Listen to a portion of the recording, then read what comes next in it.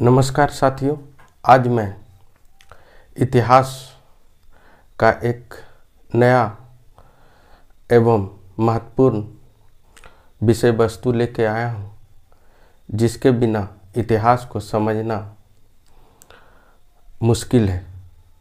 यदि हम ऐतिहासिक टर्म को समझें, ऐतिहासिक शब्दावली को समझें, तो इतिहास पढ़ना काफ़ी आसान हो जाता है। इसी क्रम में आगे बढ़ाते हुए मैं कुछ ऐतिहासिक टर्म पढ़ाऊंगा, जिसमें आज महत्वपूर्ण टर्म दो हैं, जिसमें पांडुलिपि अभिलेख। फ्रेंड्स, मैं इतिहास के पिछले वाले वीडियो में मैंने ऐतिहासिक स्रोत बताए थे कि इतिहास, इन स्रोतों के बारे में जानकर ही इतिहास को हम जान सकते हैं, जिसमें हम 3 प्रकार के स्रोत बनाए थे। एक पुरातात्विक स्रोत, एक साहित्यिक और एक विदेशी यात्रा वृत्तांत। इसी कड़ी में आज मैं आपको पहला स्रोत में अभिलेख, पुरातात्विक स्रोत का पहला स्रोत में अभिलेख हम पढ़ाएंगे।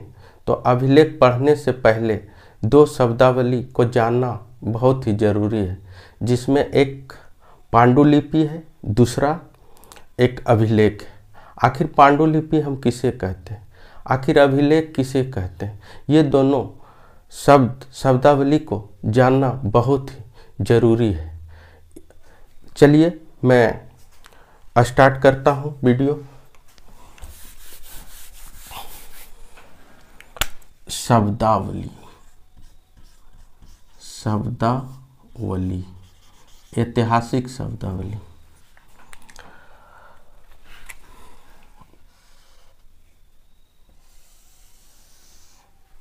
पहला इधर पांडुलिपि।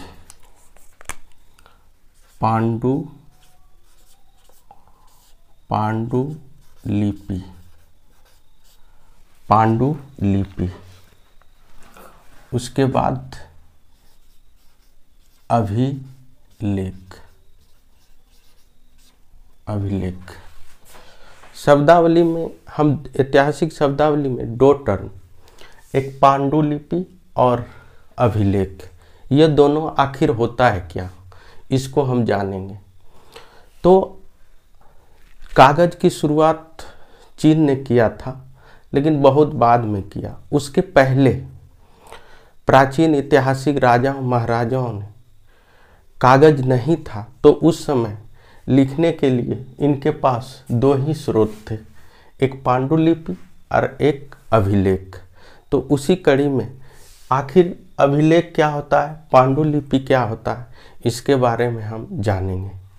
तो पांडुलिपि एक प्रकार की पुस्तक ही थी, पुस्तक ही थी।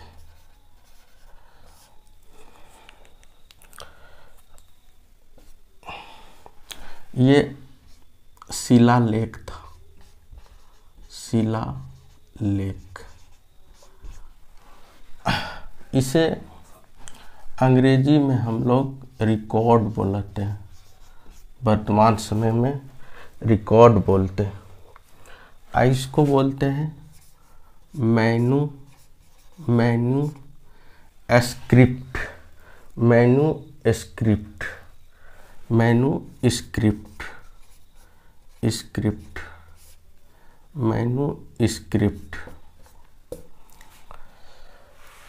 अभिलेख को हम शिलालेख बोलेंगे और पांडुलिपि को हम मैन्युस्क्रिप्ट बोलेंगे। आखिर ये दोनों होता है क्या?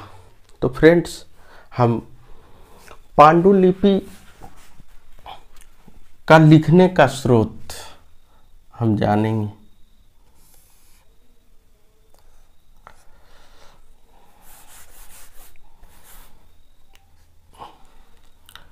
ताड़पत्र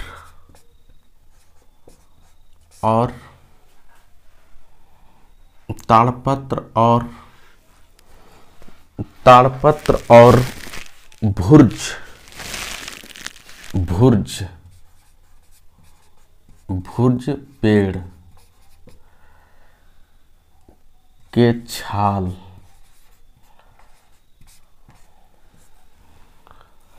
और अभिलेख में हम लोग दो सोर्स, एक पत्थर और दूसरा हम रखते हैं धातु या अन्य कठोर वस्तुएं जिस पे कि लिखा जाए। पांडुलिपि को लिखने के लिए ताड़पत्र का उपयोग किया जाता था या हिमालय क्षेत्र में भुर्ज नामक पेड़ के छाल से विशेष रूप से तैयार किया गया भोजपत्र कागज के रूप में होता था, जिसे आज के दौर में भोजपत्र कागज भी कहते हैं। बहुत लोग इसे भगवान का जूठा कागज भी कहते हैं, लेकिन ऐसा पुस्तक में नहीं लिखा गया है। लेकिन भगवान का जूठा भी कागज या भोजपत्र कागज भी हम लोग कहते हैं। ये विशेष रूप से इस पे लिखा जाता था। आइए विशेष रूप से ताड़ के पत्र और भुर्ज के पेड़ की छाल पे लिखा जाने वाला लिपि पांडुलिपि कहलाता था। पत्थर और अन्य धातु पे ये उकेरा गया लिपि था। पत्थर और अन्य धातु पे उकेरा गया लिपि। तो हम मैन्युस्क्रिप्ट एक लैटिन शब्द मैन्यू से आया है, जिसका अर्थ होता है हाथ से लिखा या हाथ से निकाला गया लेख। चलिए मैं इसका परिभाषा लिखता हूँ पांडुलिपि का। तो हम लिखते हैं ताड़पत्रों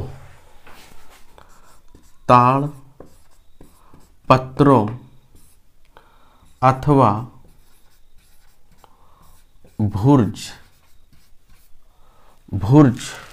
ताड़पत्रों अथवा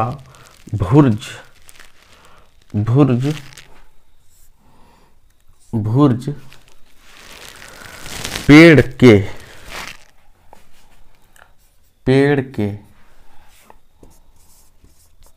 छाल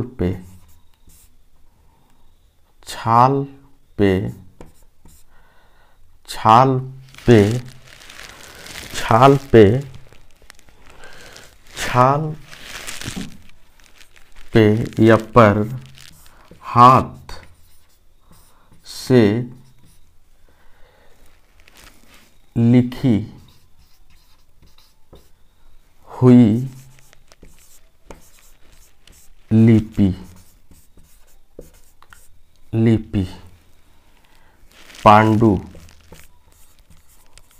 पांडुलिपि कहलाता है। पांडुलिपि ताड़पत्र या हिमालय क्षेत्र में एक पौधा भुर्ज की पेड़ की छाल पे हाथ के द्वारा लिखा गया लिपि पांडुलिपि कहलाता था। जहां अभिलेख की बात करें तो पत्थर अथवा धातु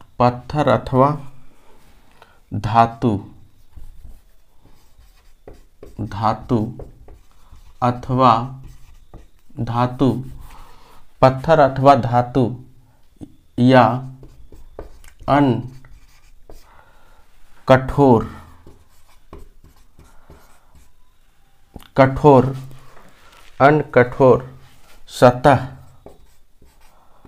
सतह पर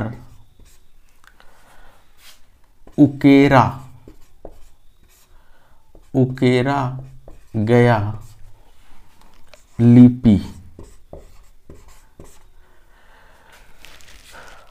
अभिलेख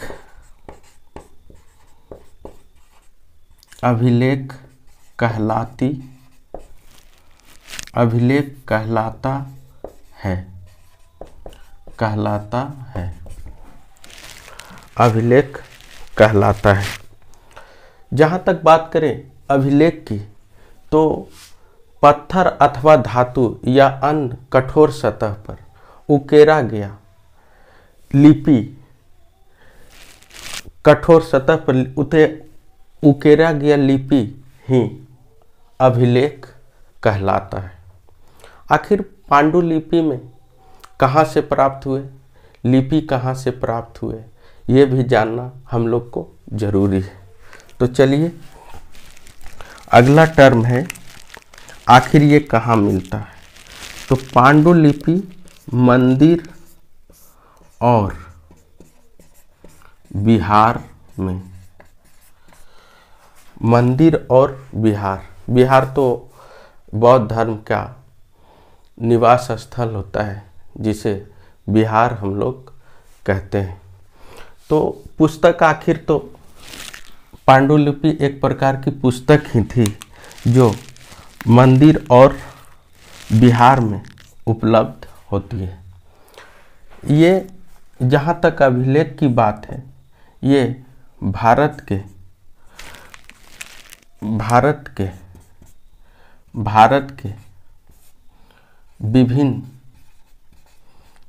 विभिन्न राज्यों में विद्यमान है। जहाँ तक की बात करें हम अभिलेख की, तो आज भी विभिन्न राज्यों में विद्यमान है।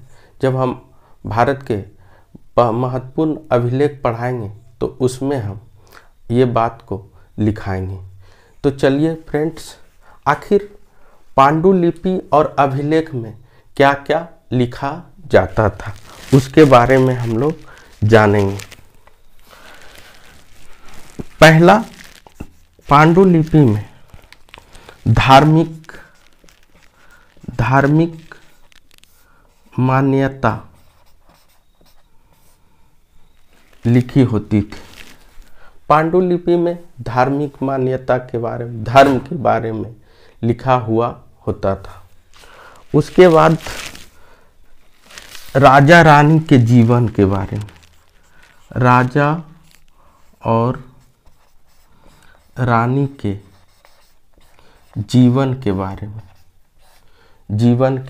बारे में या जीवनी लिखा होता था। तीसरा, औषधि अथवा विज्ञान विषय पर, यहाँ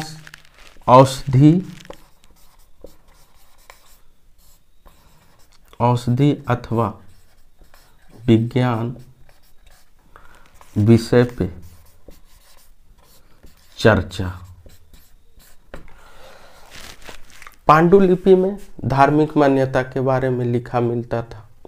उसके बाद राजा रानी की जीवन शैली के बारे में लिखा हुआ मिलता है, और औषधि के बारे में।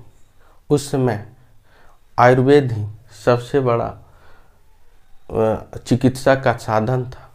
विज्ञान के विषय में कुछ चर्चा और जानकारी भी मिलता था। फ्रेंड्स, अभिलेख की बात करें जहाँ, तो हम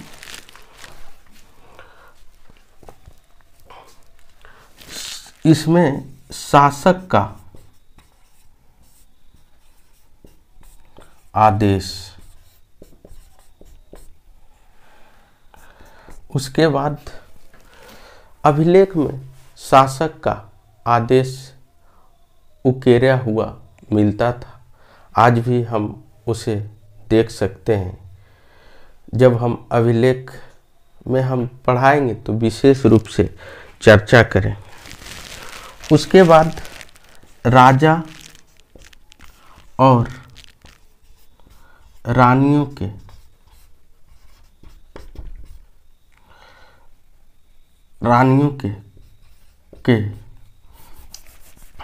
राजा और रानी के कार्यों का विवरण कार्यों का विवरण मिलता है। अभिलेख में पहला तो हम बताएं शासक का आदेश, उसके बाद राजा रानी के कार्यों का विवरण मिलते हैं। आज भी अभिलेख की तरह आज भी हम लोग को भारत सरकार के जैसे कोई भी योजना पास हुआ तो उसे शिलापट में लिखा जाता है। जैसे कोई रोड है, कोई उस तरह की विस्तृत योजना है ग्राम स्तर जिला स्तर पे, तो उसके लिए आज भी हमें इसकी ज़रूरत पड़ती है, जो कि हर गांव शहर में उस शिलालेख को हम देखते हैं, जिसके द्वारा लिखा जाता है, जिसके द्वारा उस योजना का प्रमोशन किया जाता है। वो लोग का नाम प्लस वो उसमें कितनी राशि खर्चा हुई, कितना दिन का योजना आज भी लिखा होता था। सेम उसी का कंसेप्ट, अभिलेख का ही कंसेप्ट यहीं से आया है, आज भी हमें ये देखने को मिलती है। उसके बाद इसमें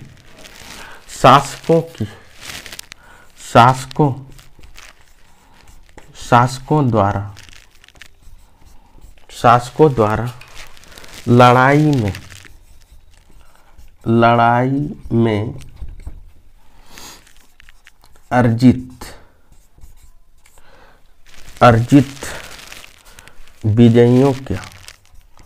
विजयों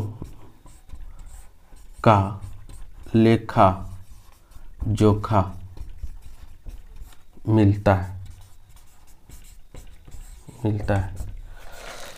उसके बाद शासक द्वारा लड़ाई किया गया उपलब्धि प्लस उसके द्वारा विजयों का लेखा जोखा मिलता है। क्योंकि फ्रेंड्स ये होना ज़रूरी था, नहीं तो आज हम इन शासकों के बारे में नहीं जान पाते। जब ये अभिलेख नहीं होता तो हम आज इन शासकों के बारे में नहीं जान पाते। हम आपको जब अशोक का शिलालेख के बारे में जब पढ़ाएंगे तो ये कंसेप्ट सारा आपको नज़र आएगा। फ्रेंड्स, हम पांडुलिपि और अभिलेख के विषय में विशेष रूप से आज हम पढ़ाएं। इसका स्क्रीनशॉट कर लें ताकि आपको ये काम दे और इतिहास को पढ़ने में काफ़ी आसानी होगी। और आपको हम जब इसके ऊपर थंबनेल देंगे तो उसमें शिलालेख और पांडुलिपि में दोनों में अंतर होगा फ्रेंड्स। एक थोड़ा सफ़ेद होगा, एक थोड़ा गहरा फीका पीला कलर का होगा। उससे भी आप पांडुलिपि और अभिलेख को पहचान सकते हैं। फ्रेंड्स, मेरा वीडियो अच्छा लगे तो उसे लाइक और मेरे चैनल कर्तव्य पथ को सब्सक्राइब करें और बेल घंटा बजाएं ताकि नेक्स्ट वीडियो आपको जल्द से जल्द मिल सके। फ्रेंड्स, पढ़ने में बहुत ही मज़ा आएगा, बहुत ही। Thank you so much. Good night.